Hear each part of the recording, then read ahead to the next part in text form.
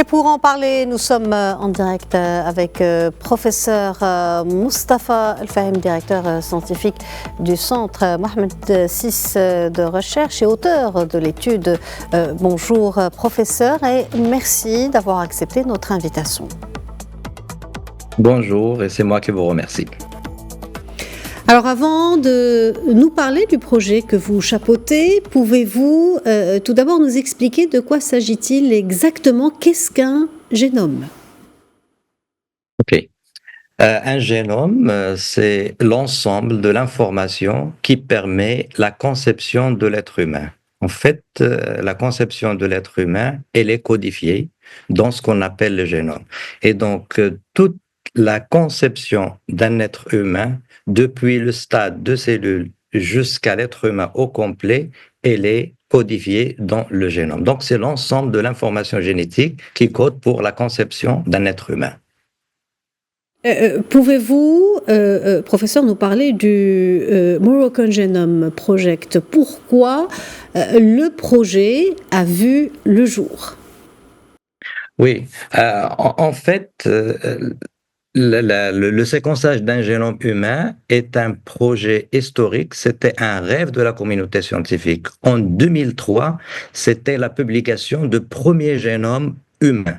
Et donc, vraiment, c'est une réalisation du 21e siècle, mais le coût de ce projet Human Genome Project était très excessif. Il a coûté 3,5 milliards de dollars. Et donc, depuis la publication de ce premier génome, beaucoup d'efforts scientifiques et techniques ont accompagné vraiment la génomique jusqu'à arriver à ce stade où l'on peut faire des génomes à des prix qui sont vraiment très, très accessibles. Et donc, de là, après démocratisation de la technologie qui permet de séquencer et donc de lire les données génomiques et de sortir les informations génétiques, là, chaque pays a dit qu'il doit avoir un National Genome Project. Pourquoi? Parce que les génomes nationaux vont tenir compte des spécificités de chaque publication. On a été devancé dans le monde arabe par les Émirats arabes unis, par le Qatar, par l'Égypte et en quatrième lieu, donc, nous avons publié le draft de notre premier génome de référence. Donc, c'est un génome qui est dynamique. Plus on augmente le nombre de personnes qui sont séquencées, plus l'efficacité et la résolution vraiment de ce génome va être améliorée. Et donc, c'est une initiative du Centre Mohamed VI pour la recherche et l'innovation, avec l'appui, bien sûr, de la Fondation Mohamed VI pour les sciences et de la santé. Et donc, actuellement, on est dans l'ère de la médecine de précision et il faut avoir son génome de référence. Voilà. Comment a été mené ce travail et quels en sont les résultats? Voilà, ce travail, en fait, en 2020, nous avons déjà publié l'ébauche de ce travail avec la publication de 3 génomes marocains et dans lequel on a identifié vraiment 200 000 variations génétiques qui n'existaient nulle part dans aucune base de données. Et donc, en 2024, la Fondation Mohamed VI pour la recherche, pour la santé et pour la science et la santé, dit voilà, on est dans l'ère de l'implémentation de cette médecine de précision. Donc, il faut préparer les prérequis, il faut préparer vraiment les assises pour l'implémentation de la médecine de précision doit avoir lieu. Et donc, on a conçu ce projet dans différentes phases. Sa première phase était le séquençage de 109 génomes qui va nous permettre de dégager un certain nombre de spécificités et par la suite élargir progressivement à travers différentes phases le séquençage d'1 millier de génomes parce que maintenant dans la référence, on a 1000 génomes qui est une base de données de référence qu'on utilise pour déterminer les variations qui soient pathogéniques ou non pathogéniques. Par la suite, nous voudrions avoir vraiment notre propre référence avec le séquençage de 1000 génomes. Donc, c'est un projet qui va s'inscrire dans différentes phases. Quel apport aura ce travail sur la médecine au Maroc et si vous pouvez nous dire un peu plus sur ces retombées scientifiques?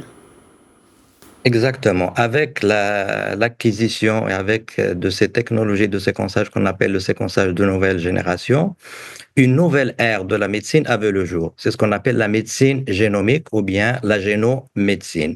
Auparavant, On commençait par déterminer le phénotype et on va essayer de chercher l'origine de la maladie et on cherche l'information génétique.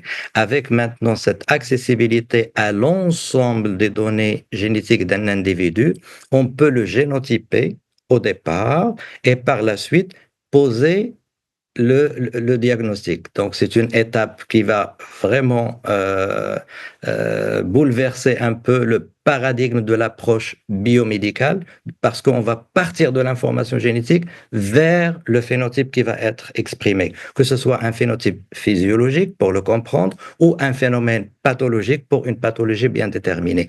Et donc, cette accessibilité à l'information génétique, c'est là, il va être mis à profit pour les différentes applications dans le domaine de la médecine et on va utiliser l'information génétique pour améliorer le pronostic, pour améliorer le diagnostic, pour diminuer les effets secondaires des médicaments, pour mieux planifier, bien sûr, les approches thérapeutiques et même les essais cliniques dans le futur, ils vont avoir l'accès à l'information génétique va impacter de façon très positive la conception même des essais cliniques pour la conception de nouveaux médicaments, avec bien sûr l'arrivée de nouvelles disciplines telles que la pharmacogénomique et telles que la nutrigénomique.